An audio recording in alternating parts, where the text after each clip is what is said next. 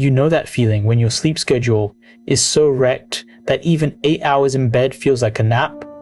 Yeah, that's when you know you're running on fumes and caffeine. Sleep is the foundation of literally everything. Your energy, your focus, your mood, your recovery. You can train hard, eat right, and hustle all you want, but if your sleep's off, you're basically driving with the handbrake on. And the funny part is, most of us know this, but we still end up stuck in what I call the caffeine hamster wheel. You wake up tired because you slept like crap, so you grab coffee. It gives you a short burst of life, but then it fades, so you grab another cup. Before you know it, you're sipping espresso at 5 p.m., pretending it's not a big deal, and then wondering why your brain won't shut up when you hit the pillow. Here's the thing about caffeine. It's not evil, but it's sneaky. It has a half-life of about 5 to 6 hours, which means half of what you drank at noon is still in your system at dinner time. So even if you feel fine, your nervous system isn't. Your circadian rhythm, the body's natural clock that tells you when to feel sleepy or alert, gets completely thrown off. That's why you can't just brute force your way back to good sleep by saying, "I'll go to bed earlier tonight." Your brain doesn't work like that when caffeine is still doing jumping jacks in your bloodstream. Now, a lot of people think caffeine tolerance means immunity. Like, I drink 3 cups a day, I'm used to it. But that's not how it works.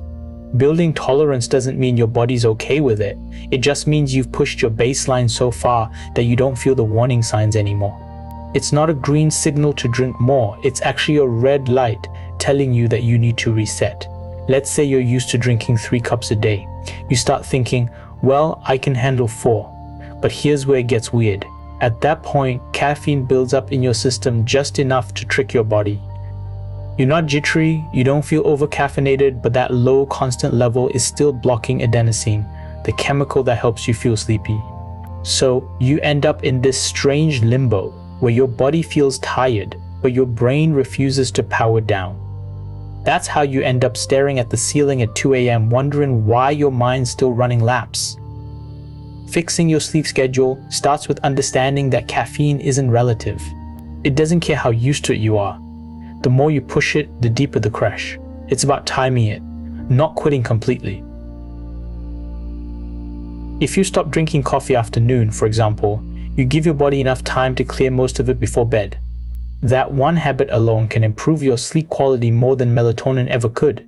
And once you fix your caffeine habits, you can start working on the basics of sleep hygiene. Things like keeping a consistent bedtime, dimming lights before bed, keeping your room cool and dark, and letting your brain know that it's nighttime, not Netflix time. Over time, your circadian rhythm will recalibrate itself. You will start waking up earlier, not because you have to, but because your body actually wants to. And when that happens, when you wake up without needing 3 cups of coffee just to exist, that's when you realize what real energy feels like. Caffeine should be a boost, not a lifeline. So if your sleep schedule's been fed up lately, start by breaking that hamster wheel. Respect your rest. Your body isn't asking for more coffee. It's asking for recovery.